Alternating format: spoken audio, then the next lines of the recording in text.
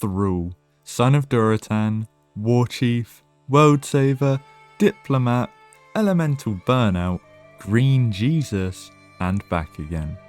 Few characters in Warcraft's long and twisted history have changed more times than Thrall. And not just in character, but in writing. From Warcraft 3's Shaman of Balance to a literal Deus Ex Orc in Cataclysm, Thrall's story has bent and twisted with every expansion, leaving us wondering, who is he really? Was he ever meant to be the hero we know? Or has Blizzard been trying to fix their own retcons for years? Let's find out.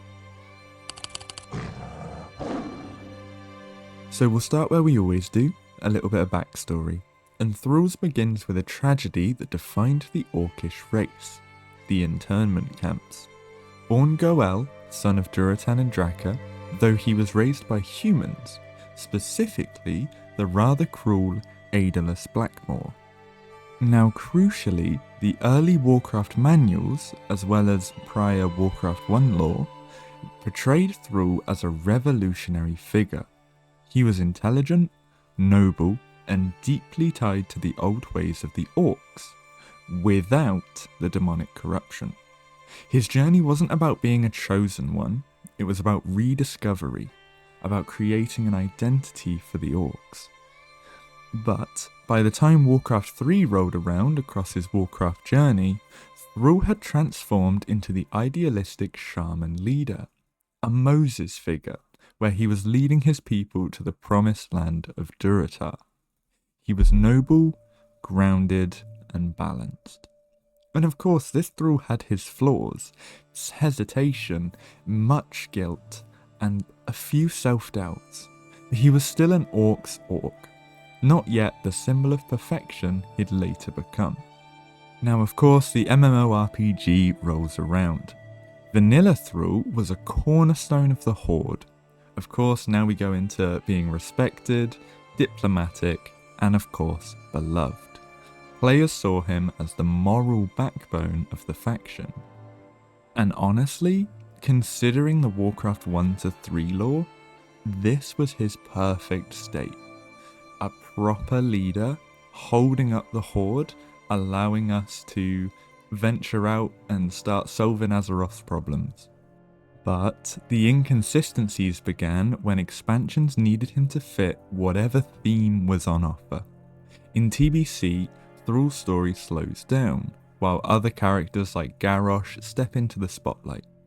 And here's the thing, Garrosh is literally introduced as broken. He is a depressed and broken orc, until Thrall tells him his father was a hero, which starts a chain of contradictions, because the heroic Grom we knew in Warcraft 3 is not the same Grom the manuals once described.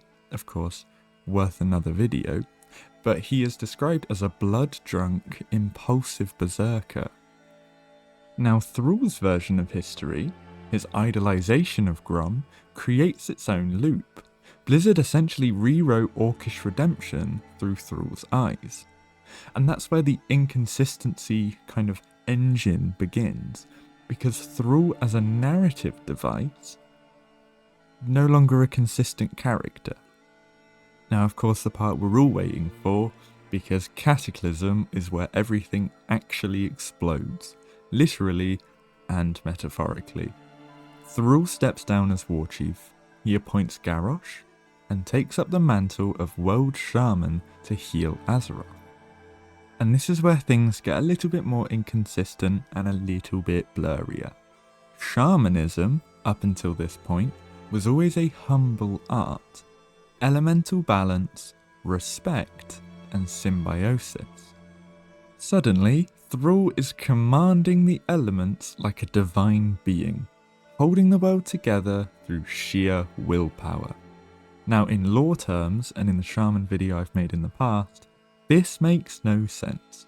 The Earthen Ring, the elemental planes, and even the dragon aspects are portrayed as struggling with this world-ending disaster. But Thrall, able to do what no one else can.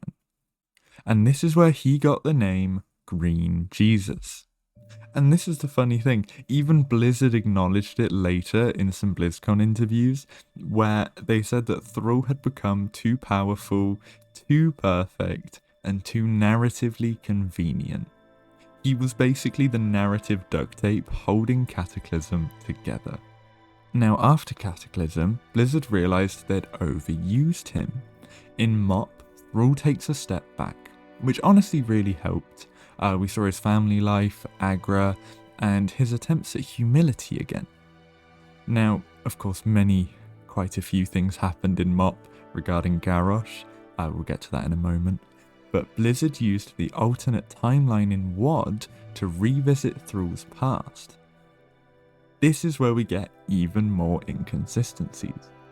But arguably the largest one was in Nagrand, where Thrall kills Garrosh using the elements, despite the elements rejecting him moments earlier for his arrogance.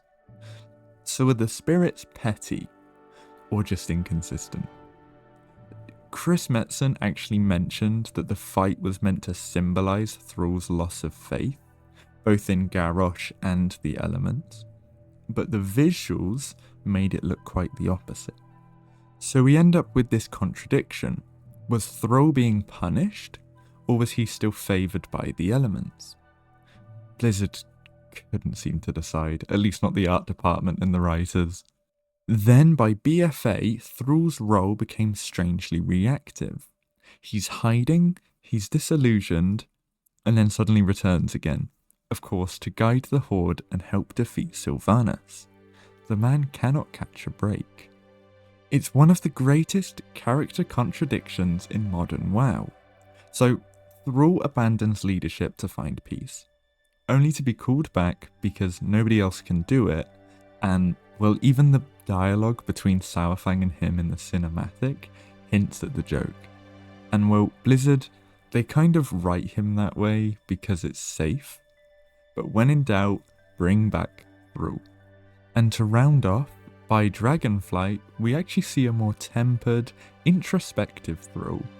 And honestly, this feels closer to the vanilla WoW and Warcraft 3 version than anything we've had in years. So, here's my question. Is Thrall inconsistent, or simply a victim of shifting storytelling priorities? Because when you really look at it, Thrall reflects Blizzard itself, similarly to how Illidan did. Idealistic, dramatic, sometimes overly cinematic, but always reaching for redemption, which is always kind of Blizzard's major arc. He's been a revolutionary, a messiah, a burnout, a father, a diplomat, and now, essentially a relic of his own legend. I don't know, maybe that's the point. Thrall was never meant to stay the same because Warcraft never did. And I can make so many videos on so many characters that we've seen from Warcraft 1, 2 and 3 up to now, and their changes are dramatic. I mean, I love doing them. These are really fun videos to make. So if you do like them and you have any suggestions on those, I kind of have a list myself, so I'm really happy to add to them. But Thrall, at the end of the day, has a really awesome story, and I did love going through this. Thank you so much for watching, and please have a lovely day.